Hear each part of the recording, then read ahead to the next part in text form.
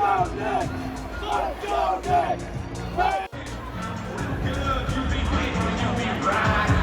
a beast.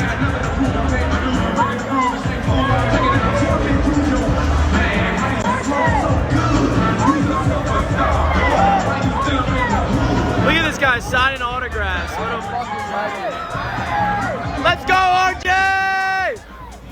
Yo, what is good, Knicks Nation? Welcome back to Knicks Media. This is Richie, and I'll be bringing you guys my Knicks recap video. I'm currently in Atlanta. I'm in my boy's apartment. I'm recording this video on my phone. Obviously, I'm not in my studio. I don't have my camera with me and everything.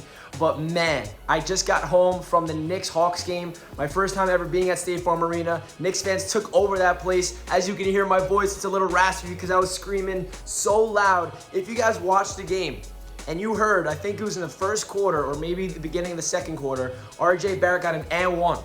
And we went to the free throw line. I started an RJ Barrett chant, and the entire Knicks fans in the arena gathered in, and there's a lot of Knicks fans representing the Knicks in Atlanta, and all of a sudden, it's loud, and I sent out the tweet. I was like, hey guys, if you're watching the game on TV, please let me know if you're hearing these chants, because I'm starting these RJ Barrett chants, and then all of a sudden, people are responding on Twitter, saying, yeah, Richie, they're talking about it on the broadcast, and then after the game, Clyde asks RJ about that everyone's chanting your name, like, so you know your boys there in Atlanta representing the Knicks, and it's just a phenomenal game. So I want to give you guys my recap in this one. Again, apologies for the quality of the video, but obviously this will not happen when I'm home on Monday from Atlanta back home on Long Island. So let's get into the stats and get into what happened in this game. The Knicks really just, it was a really good basketball game. You know, it was, the first quarter was very even. I felt like it was like one of those games that was back and forth. And the second quarter went on a little run, and the Knicks went into half up big. And I think we scored like 65 points in the first half.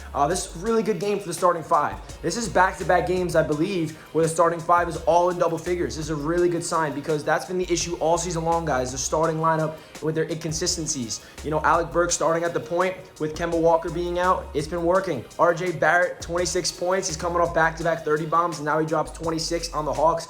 Julius Randle had one of his better games of the season. Mitchell Robinson is dominating the glass, dominating the paint, just doing his things. Man, it was just a phenomenal game to be at. The energy there just with the Knicks. Luckily, I was in a section where there were so many Knicks fans. Even one of my subscribers recognized me that was sitting behind me. So if you're watching this video, my man, it was great to meet you. I love meeting all my subscribers out there.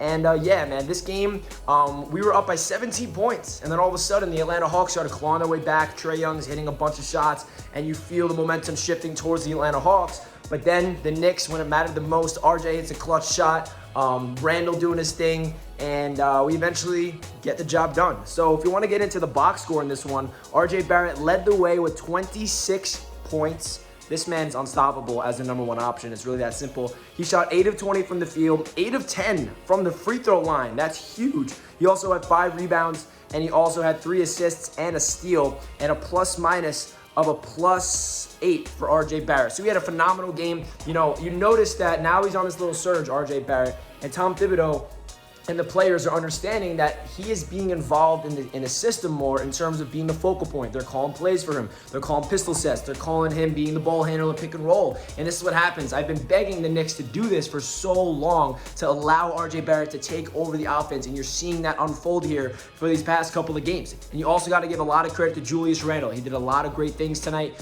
He was hitting those tough shots early in the game. He was taking it to the paint. He just did everything for the Knicks tonight. You know, he finished with 24 points, 9 assists, 6 rebounds, and only 1 turnover. So that's a phenomenal game from Julius Randle. You cannot ask for any more. Also had a plus-minus of a +12 in 38 minutes. He shot 10 of 21 from the field, just a shy under 50%. Julius Randle, this is the Randle that we need to see consistently, and the Knicks are going to be winning a ton of games. If we can get RJ and Julius to play they would tonight, play the way that they did tonight, every single game on a consistent basis, we're going to be a tough team to stop, man. The duo right there is awesome. We saw them both drop 30 points a couple weeks ago, and seeing RJ and Randle score, you know, and just play efficient basketball, winning basketball together at the same time is just music to our ears as Knicks fans. And then Evan Fournier deserves a lot of credit, guys. Evan Fournier has been playing really good basketball as of late. Evan Fournier had 18 points, shooting 7 of 13 from the field, 4 of 8 from three-point land. He had 2 boards.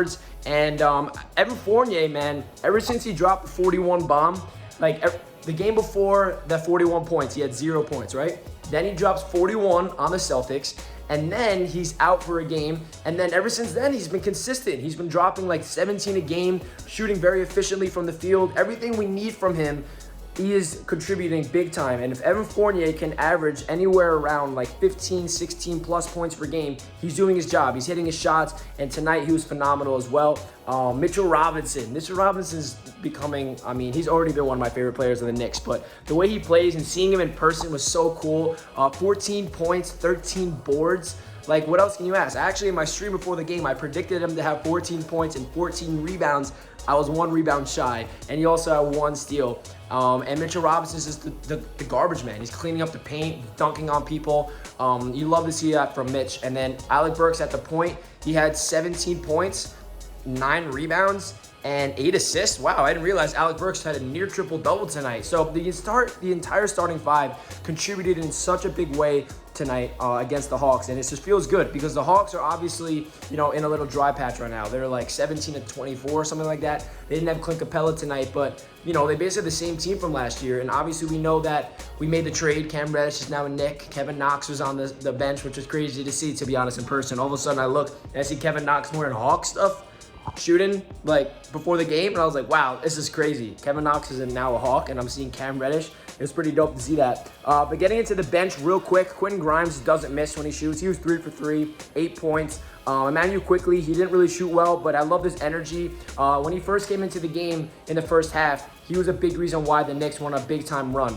He was just controlling it. He was pushing the pace. He was rebounding. He was doing a lot of great things running the point. So shout out to Emmanuel Quickly tonight. Taj Gibson did a lot of dirty work. We found out before the game Nerlens Noel was out with a sore knee. And then Obi Toppin just didn't really shoot the ball once. We had 11 minutes of action. So yeah, guys, that's my thoughts about the game. It was so great. I'm gonna include some clips throughout the video about some videos that I got when I was at the game chanting for the Knicks. It was just a phenomenal time to be there, be around a lot of Knicks fans in Atlanta.